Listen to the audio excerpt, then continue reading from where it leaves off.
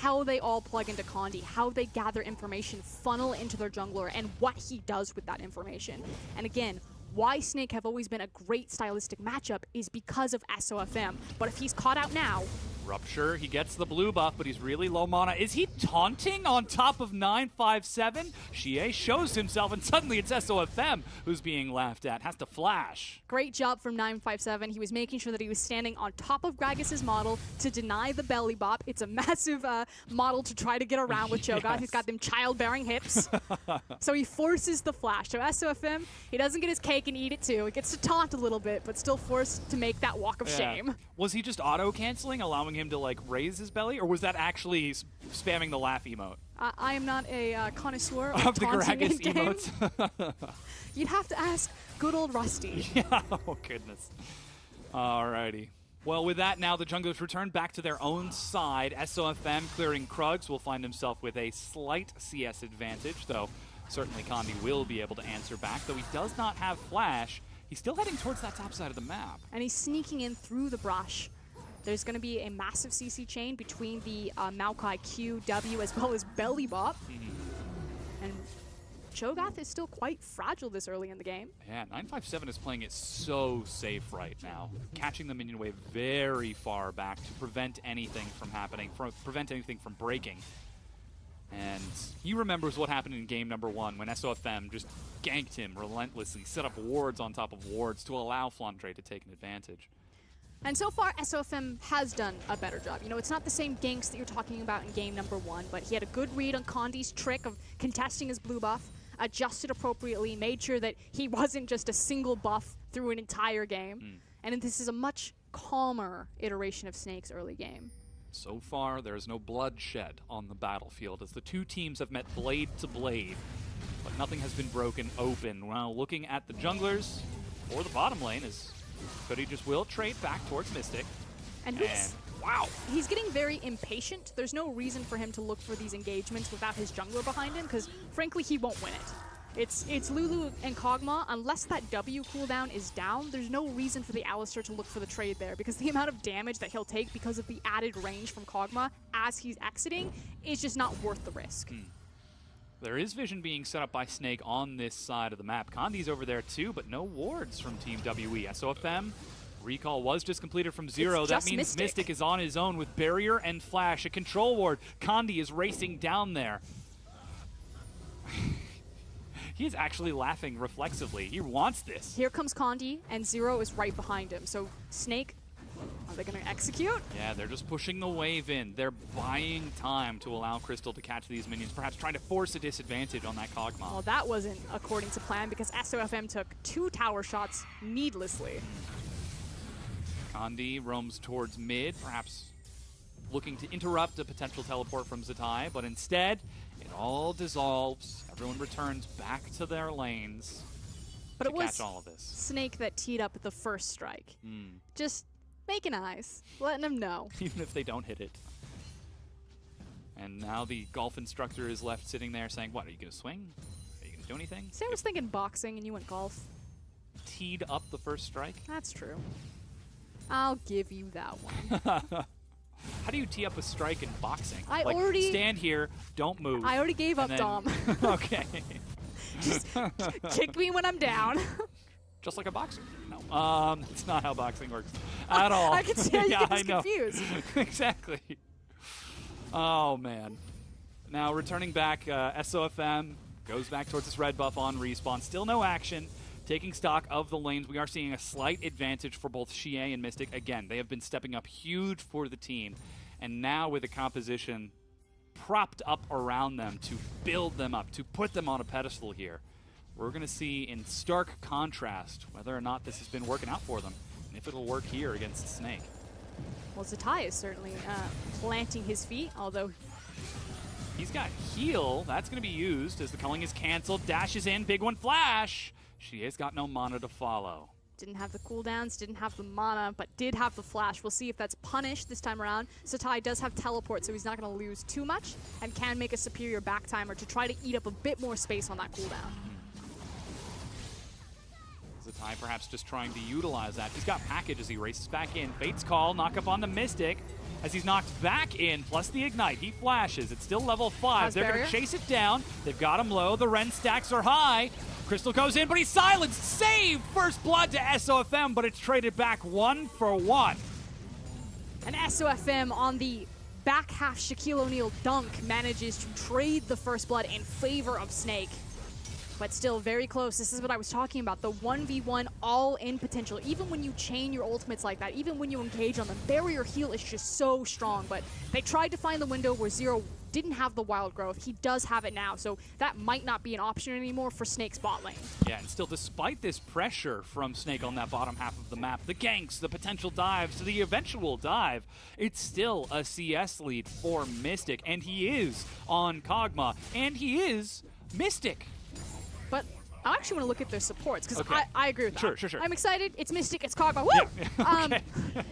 The support actually went for a Sightstone. So one of the things about the Ardent Sensor Rush is that we haven't been seeing Sightstones for close to 17 to 20 minutes, because it's just like that straight rush. What's interesting there is, obviously, if you're a heavy roam support, like Zero is, he takes very much after the shoes of Mata, even though he doesn't have the mobility boots in this case. It is actually Hootie. That makes a lot more sense. And if Condi's going to continue to be aggressive, and if the strategy is about invading SOFM, of finding where he is, tracking his movements, then I 100% agree with rushing for that Sightstone. But now we need to see them utilize it. Alrighty, they're going to be ganked once again by SOFM. The Cutlass, the knock-up onto Mystic. He's pinned against the wall again. He is dead a second time this game. And see, the thing is you need to utilize the Sightstone. Yes. I wanted to point out that he doesn't actually have any wards on the map. But luckily, Snake do that for me as they gank bottom, find a kill, and now they're trying to break first brick. Flandre's holding on up top. There's no teleport from anyone but Zatai, and the wave is cleared by Zero, yet still Snake get to push this in. But this is the nice thing. Snake recognizing where they have power. They deny the Calista Alistar, and they say, okay, I see how this combo works. Now we're just going to pile in. SOFM, jump on top, we're going for a ride. And it's just been repeat gank after repeat gank, and here he comes. He's still on the top side of this map. Or, excuse me, the top side of this lane. Yeah, looking for a barrel. Gets just a bit of damage to stall this out. Condi slowly burning through the minions, but that turret is still standing despite the pressure. WE are holding on, but here comes the next wave. Crystal's already pushing in. And so far, Snake have made good on their promise. They were going to go toe-to-toe with Team WE. They gave them the Kog'Maw, knowing that they were confident enough to play around it, and they're doing so beautifully now at 11 minutes in this game. The scare is, this has never been the question. They've always been the early game team. Can they make something happen past this early advantage they now open for themselves? Hold on.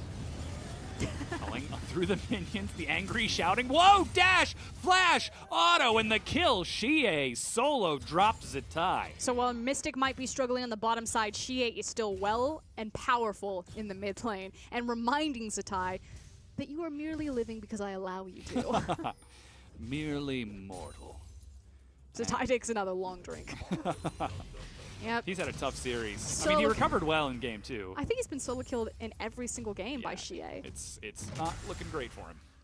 But his late game team fighting is exceptional, and Corki does scale into huge damage. But it's not the same type of champion that Zatai really excels on, which is weird to say. He's going to be a great Corki player. But again, what Zatai has always been incredible about is how he manages different aspects of champions. Zed Shadow, LeBlanc Distortion, Chaos Storm off of Victor, Orianna Ball, things like this.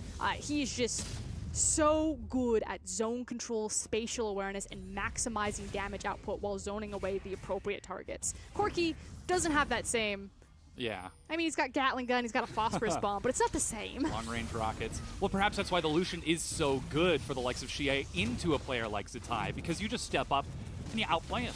You relentless pursuit, you dash around, you go for the culling, and you don't have to worry about dealing with multiple things. So perhaps Xie was prepared for Zatai to try to step up here, as we do see neutral objectives being traded. Rift Herald for Team WE, Cloud Dragon for Snake. One of these is not like the other. One gives immediate stats and one gives eventual gold. Theoretically, if it's used correctly. Yeah. There's also great ward coverage from Team WE. Look all up and down that river. It is just lit up like a Christmas tree. Uh-oh. Condi gets the Herald, but he's going to be pinned against the wall by Hoodie Zatai. Takes a Valk over the side, but there's no follow-up from the rest of Snake. Flandre forces the flash. He's found him now. Here comes SOFM. He's got Flash Cask. Cask. He's found Mystic again. The Nature's Grasp, the knock-up. the third death of WE and the third death of Mystic. And they said, we're confident giving away the Kog'Maw, and SOFM is showing exactly why. Yeah. Suddenly that seems like Snake are striking back. They match the lane swap, and now they find themselves up top. And this is something that I actually want to hone viewers' attention in on. SOFM has been so phenomenal with his casks so far in the game. And we always know SOFM as a very mechanically talented jungler. We would never question that.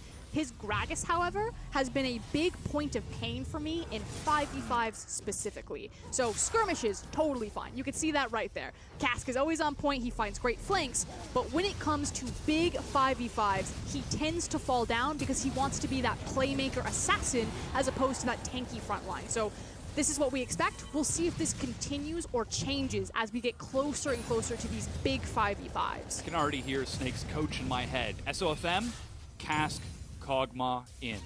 Don't worry about anything else. Just get the Kog'Maw into the damage dealers. Which means that maybe SOFM doesn't have to change his style of Gragas play. Maybe he can be that sneaky assassin cast Gragas still for this composition particularly. I don't care if you die doing it. Just get the Kog'Maw next to the Kalista and the Corki. There's just been so many times where I've looked at SOFM on Gragas and it's like, just little bit more. Go in, just zone for your team. And he's like standing off behind a wall like, yeah. I've got him, coach. The rest of the team is dead. He's the sole survivor and he's just holding on to Cask. Alrighty, this time though, could be different. We're seeing some item breakpoints for Snake, which is why they're pushing back onto the map. Blade of the Ruined King finished for Crystal. Triforce finished off for Zatai. Righteous Glory for Flandre. And what does that all mean, Dom? It means that they're ready to fight. That's what that means. I mean, we've already seen that they're ready to fight us. They just tried to break top open without those items. And with Cask actually being back off of cooldown as well as Alistar ultimate, they can pressure really hard on this mid lane tower. They just need to collect the creep wave, which it looks like they've lost patience and they're now rotating back top. But that's one of the things that I love about Gragas, is that it means that you almost get free tower breaking opportunity, especially in tandem with Maokai, because you just walk into Fog of War and the mid laner suddenly can't be there. The threat of the Cask over the wall, the threat of the Maokai ultimate from Fog of War, it's just too dangerous. This was the same thing that we faulted WE for in this previous game, game number 2, because they could not break turrets. They could not pressure the likes of the Victor from Zatai. Well, this time, Snake take that lesson that WE were supposed to learn and show them how to do it. That adaptation in the series to maintain this presence. It's just really cool, all of the different things that Snake's composition can execute on. The fact that it has great siege potential because it threatens you not to stand on tower, that it has great objective control because it innately has the Kalista, and then it has great 5v5 because you still have a Maokai, an Alistar, and a Kalista. It pretty much covers every single facet. Allows for a lot of flexibility for these players to play effectively any style that they need to, that they want to try to close out the game. Of course, they did take the top tier 1 with that pressure from SOFM, with his Cask off cooldown. Mystic, he's got his flash and barrier, but decides not to risk it. Pulls himself back. Now the next dragon is Mountain, coming up relatively soon. And while the side lanes have been doing well for Snake, Crystal and SOFM able to break down Mystic and break down top and bottom, mid is starting to hemorrhage health on that tier 1 turret. Now the Condi's used the Herald. Perhaps this could be a window for WE to try to get back in. A single charge from the Herald will put it down, so they need to kill it before it hits the structure if Snake want to save their mid lane. But I don't think they have the creep wave. Yeah, they need to clear out the minions first, and the next wave comes in. Oh, they got it. Herald is stalled out. Enough Ren stacks from Crystal break it down, and the Herald is useless for them. Desperation Herald. Just waiting at the timer, perhaps. And suddenly, if Mystic, or Xie, maybe he'd use the calling to clear out the wave so that it could charge forward. Maybe if the communication could be lapsing just a bit here. Perhaps. Speculation entirely, of course. I do want to quickly touch in on build paths, though. Okay. So we said that it wasn't the traditional format of the Ardent Sensor Rush, that they went for the Sight Stone, which means the Ardent Sensor is delayed. You can see that already. In fact, poor little Zero, he doesn't have any gold. He doesn't have any shoes. He's got no brown bags. No boots. He's not going anywhere. Kog'Maw is also not looked for the Hurricane. He went for the Blade of the Ruined King. Makes sense. He's across from a lot of tanky members. But that's, you know, kind of the big traditional massive power spike of Kog'Maw that is pushed later and later, where he's truly becoming that late game scaling champion as opposed to that one item Ardent Sensor powerhouse that we've seen recently in the LPL. So Team WE, what this means is that they're going to be hanging on. The little fingers, they're turning white, they're right on the edge. It's a risky strategy when Snake are pushing onto a tier 1 now. Flandre drops the Righteous Glory, Blade of the Ruined King onto Mystic. He flashes back, but with the carry gone, the turret is the target. Just kidding, it's Kandi. The damage, he's pinned against the wall. He's dead from the Ren. Crystal goes low and is going to survive the bounce house on the 957. As they continue to chase it away, they get the turret, they get 2 kills, and they get away with their lives. And beautifully executed from Snake. We talked about everything that their composition is good at. Diving is also in that category with how many super tanks that they have. And they've also burned the flash off of the Kog'Maw, which means the next big fight, if it's over Baron or Mountain Dragon, Mystic is not safe. Yeah, you can see Xie pinging onto it right now. He's going to try to get some vision on this side to make it safe, as the Ardent Sensor has finally been finished. But Snake have completed their recalls. They're racing back onto that map once again. Here's Snake trying to break it down. And again, there's the flash from Mystic, and unfortunately for Kandi, he's just going to get chained up, CC'd to death. Great cask from the side of SOFM to push him into the wall. And then matters get worse because 957 then joins the bounce house. Now Xie, might have overextended bottom. Definitely overextended bottom. Flashes. Another teleport coming in. 957 completes it, and the rest of his team isn't there. That's a huge summoner spell gone as he flashes back. And that's a lot of control lost over the map because double TP while Maokai's teleport is down. Corki still has his, and we are in the point of the game where we're playing over the Baron. So now it's an extra pressure point for Snake to exploit and to tear Team WE around. Roscoe, I can't quite believe this is happening, but Mountain Dragon is picked up. They're 3 turrets to 0, 5 kills to 2. Snake are ahead in this game. But they need to continue to apply the pressure, Dom. Okay. We saw this in game number 2. Team WE looked great. Multiple dragons. They were executing on a mid-game power spike composition.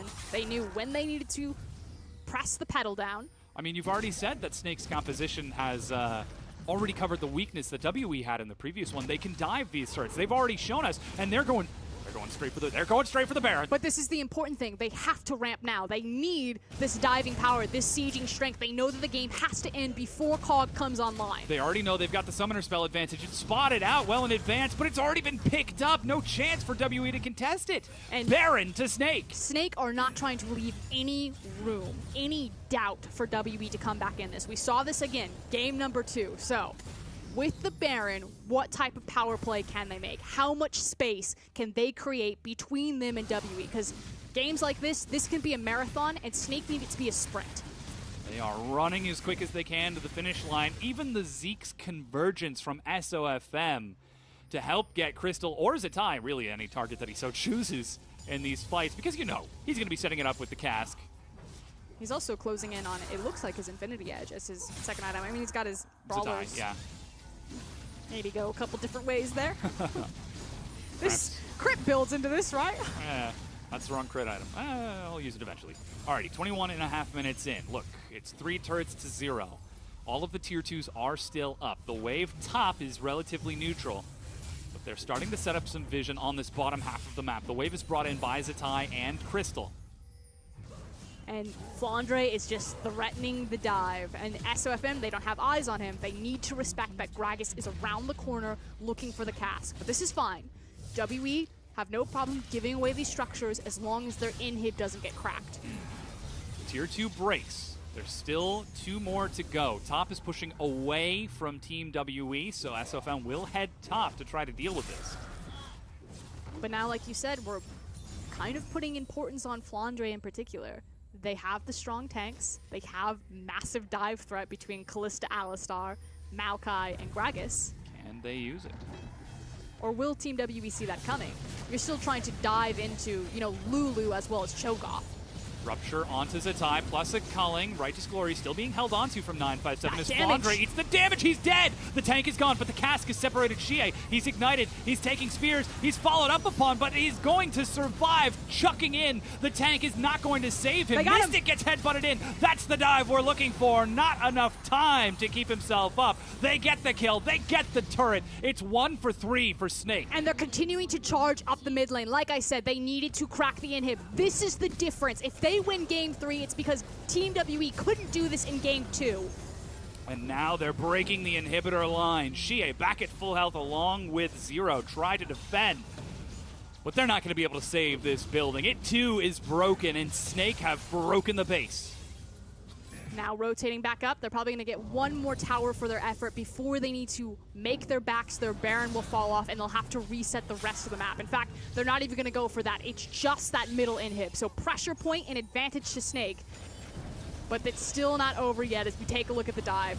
So it wasn't executed beautifully. Flandre is actually just going to get melted before he really does anything. But huge credit to SOFM and huge credit to Hootie. He's going to isolate Mystic here with the Fate's Call. Bam. Kog'Maw, see you later, mate. And with that, they just clean up this ensuing fight just afterwards. Difference is, Mystic didn't have flash. It was just coming off of cooldown before that fight. Now he has it again. And that 5 minutes is incredibly important because it might mean the difference between when Kog'Maw is ready to fight versus when he's not. So he has one last opportunity. One chance. One opportunity. Zatai dashes bottom to catch the minion wave as Flandre heads up top. And we reset the map. Take deep breaths. Like I said, Snake fans. It's been a rough road. They are hanging on. It's been tough for us. It has. But the minion wave gets pulled in. Mountain Dragon's coming up in 70 seconds. They've got some time. Don't need to break the game now. I mean, they do need to break the game soon, but not like right now. I don't know. I think it might need to be right now. You can see Mystic's already got his 2 items as well as Ardent Sensor, so he is very strong. We saw the damage that he did to Cho'Gath. Yeah. Excuse me, Maokai. Flandre, yeah. Alrighty, the wave is prepped bottom, caught by 957. This is the other thing. With an open inhib, it means that there's just now a free funnel of farm. So while it seems that Snake do have that pressure point to play around with, it means that they can't just sit on their laurels. They have to continue to siege like this because Kog'Maw has an all-you-can-eat buffet just crashing down the mid lane. He doesn't have to leave the safety of his base to continue to get gold. And it's not like that pressure point will take any sort of tower because he has incredible wave clear. So I still like the fact that Snake are being very proactive on the map and continuing to push. Because, again, even taking an inhib, you're like, yes, got the inhib. We're doing great. Kog'Maw's like, yes, take my inhib. Give me all of this free farm in mid lane. I didn't want to leave anyway. And that's another 2 daggers as he's getting closer and closer to that all-important 3rd item. Zero prepping some wards just to get vision to make sure Mystic is safe to farm over here. Xie getting closer and closer to his own Black Cleaver. Meanwhile, 2nd Mountain Dragon picked up by Snake. And it will be a 3rd one available at 32 minutes into the game. And with Baron spawning in 126, Double Mountain doesn't hurt too bad with Callista. No, it's pretty good. Pretty solid. Yeah. And this is where the pressure point actually means something and can punish the Kog'Maw, despite it being an all-you-can-eat buffet. Alright, Zatai sweeps to get some wards across the backside. We've got teleport ready for 957. But he's just hanging out mid behind Kandi and Xie just in case anything happens. Red buff being picked up. So in terms of raw item breakpoints coming up to a possible 5v5 over Baron, you're still going to wait very heavily for Snake, especially with all of the CC and the execution of their 5v5 against a Kog'Maw. They have so many tools to dislocate that guy, to find him in the back line, to pop him like a balloon, to hold him down. And that's what they're trying to do. Of course, WE, they could try to save him. Righteous Glory, Lulu. I mean, the thing about WE is that they're the miracle workers in terms of 5v5. They are one of the best 5v5 teams in the LPL. And that, while Snake's composition helps them with their 5v5, has been one of their weaknesses. So I want to believe, but there's that tiny little voice in the back of my head that's like, never count WE out with a Kog'Maw.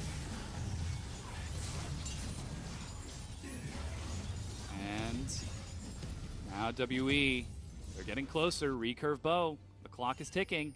Finally, Baron has respawned. Snake have got vision all over this side of the map. They've also got multiple waves pushing in, so trying to set this up, make this clean and proper. And again, since Callista is on the Baron, the only thing WE can do is fight for it. Yeah, they rush in. 957's there, but Flandre from the side. He's found Mystic in the back. He flashes. He's going to be knocked up. Nature's Grasp, but he's kiting it out as best he can. Auto attack, knock up, cast to separate him. Meanwhile, his own front line is going down. Crystal is being chased by 957, and Xie, who's almost got the duel, and Crystal is going to go alive just fine. It's going to be Xie who dies. Mystic steps in. He's knocked away from his support. A huge blast code cleans it up as he dies. Triple kill for Crystal as he tries to leap, but will go down. 3 versus 1 right now. But the damage has been done, and this can at least mean the inhib. Maybe they turn towards the Baron. It's just Zero that's left alive, so there's no chance that it'll be Smite stolen, but it would take the 3 tanks too long.